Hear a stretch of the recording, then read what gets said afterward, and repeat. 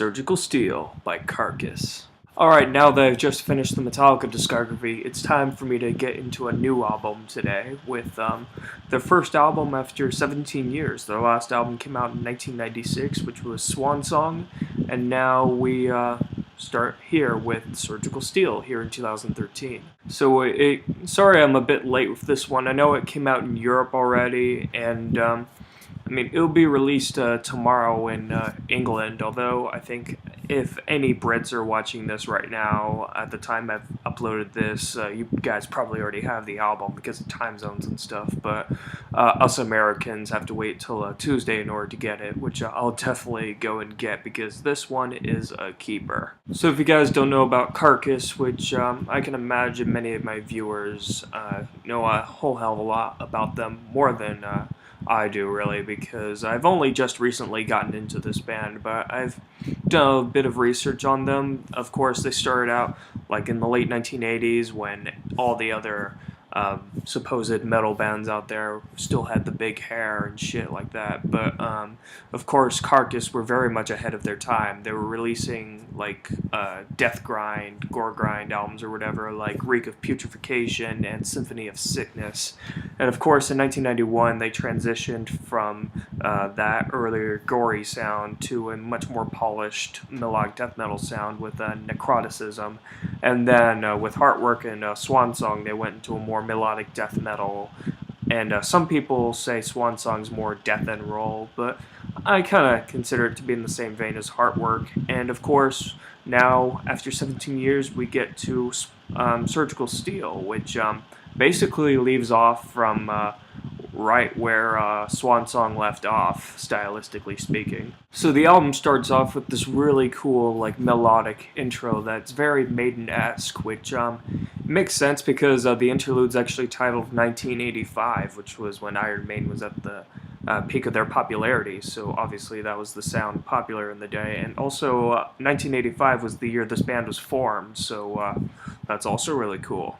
And immediately after that, you go into the double punch of Thrasher's Abattoir and Cadaver Pouch Conveyor, which very thrashy, very riff-oriented. Bill Steer is definitely really good at what he does, and there's also some really like vicious and really tasty harsh vocals from Jeff Walker that really start this album off on a fantastic note. Obviously, this band have been around for years, so I think they've had a lot of time to really refine their sound and stuff, and there's some very tight musicianship here. Obviously, these guys know what they're doing. They've been around since 1985, so they definitely deliver a very refined yet very vicious approach to their music.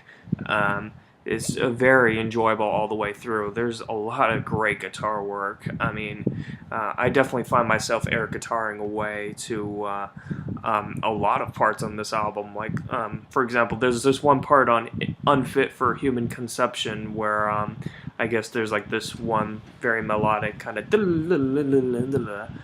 sort of thing that I really, really enjoy. It's very addictive. Like I said, that's only one part of this album. There's many parts where you'll find yourself really air guitaring away to the riffs and stuff. Tons of great highlights on here. Like I said, Unfit for Human Conception is a great one. I can't really remember the specific song titles because they're very like specific song titles. Mount of Execution, I really enjoyed that song. It's definitely like a big epic. Captive Bullet Pistol, which is the first song I heard of this album. It's like the single, I believe. That was definitely a really good one. I really liked Non-Compliance to ASTM F899 -12 standard. Like I said, it's hard to remember these song titles because, like I said, they're very specific and they have a lot of numbers in them. But the thing I like about those song titles is that they're very robotic, cold, and sterile, and also pretty gory. You have some other ones like Congealed Clot of Blood, The Master's Butcher's Apron, so you definitely get a pretty harsh and cold environment that's encased within this album that you definitely get a good sign of in the song titles, which are really cool. And the fact that it's much more melodic in approach makes it a bit more accessible or a bit more welcoming in this harsh, gritty world. It's just Carcass doing what they do best. They obviously have a fantastic taste for the macrobay, and they definitely are very virtuosic in their melodic tendencies. It's just really, really cool to hear. I mean, I can't really complain too much about this album. It's just really, really good affair overall. I'm probably gonna have to give this like a 9 out of 10 because it's definitely just fantastic musicianship, great performances all around. Even though the songwriting can seem a bit samey and repetitive at times, I mean, all the pros about this album outweigh the cons by a long shot. This is definitely a true keeper. This is definitely one you want to have. I know I'm definitely going to buy it for sure. And I also want to get a lot of other Carcass's albums too, like maybe even some of their older stuff, like from the 80s, because this is definitely a band that I really want to follow because I love what they're doing.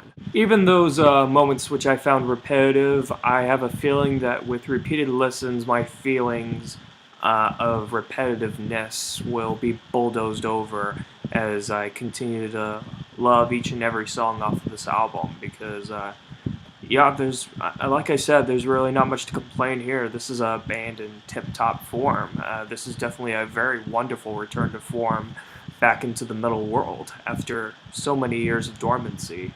Queensryche may have had the better, like, return to form after so many years of shit, but Carcass have always been a fantastic band, even though it's just been a long time since they've actually done anything.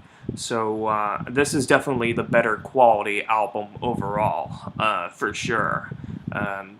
I have really not much else to say. I just wanted to say that this is a wonderful album, just great slab of melodic death metal. This is definitely a true keeper. This gets my seal of approval. So thank you very much for watching, and I'll see you later.